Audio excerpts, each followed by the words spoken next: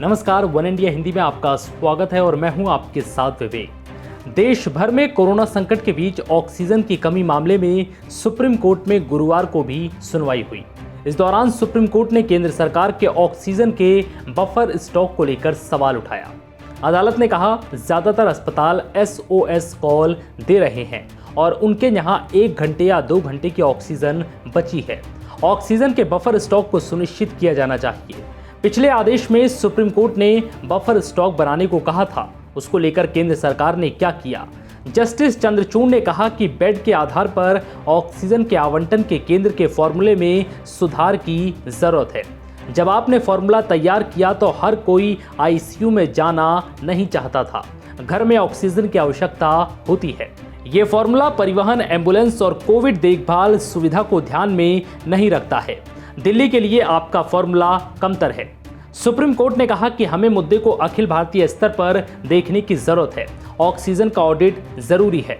एक बार स्टॉक जारी होने के बाद क्या जवाबदेही है? एक बार आवंटन हो जाने के बाद और अस्पतालों को स्टॉक के वितरण के लिए उचित मात्रा में आवंटन होता है या नहीं, जो दिल्ली के लिए बफर बनाया जा सकता है।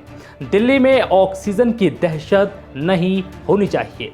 जस्टिस चंद्रचूड़ ने कहा कि मैंने अखबार में तीसरी लहर के बारे में पढ़ा है। वैज्ञानिक कह रहे हैं कि ये बच्चों को प्रभावित करेगी। जब हम तीसरी लहर की योजना बनाएं तो इस आयु वर्ग का टीकाकरण पूरा हो जाए। हमें वैज्ञानिक और समेकित तरीके से योजना बनाने की जरूरत है। जस्टिस चंद्रचूड़ ने एडिशनल सॉलिसिटर जनरल से कहा कि जब आपने फॉर्मूला बनाया कि हर व्यक्ति को ऑक्सीजन की ज़रूरत नहीं होती, हर किसी को ICU या वेंटिलेटर की आवश्यकता नहीं होती। ऐसे बहुत से लोग हैं जिन्हें घर पर रहने के लिए और घर पर आइसोलेट होने को कहा गया है। जस्टिस चंद्रचूड़ ने कहा कि हमें जो करना है वो ये है कि हम इसे पूरे भारत पर देखें। हमें ऑक्सीजन ऑडिट को देखने की ज़रूरत है। सुप्रीम कोर्ट ने कहा कि आप महामारी के दूसरे चरण में हैं। दूसरे चरण में भी कई मापदंड हो सकते हैं, लेकिन अगर हम आज तैयारी करते हैं तो हम तीसरे चरण को संभाल सकेंगे। फिलहाल इस वीडियो में इतना ही। नमस्कार।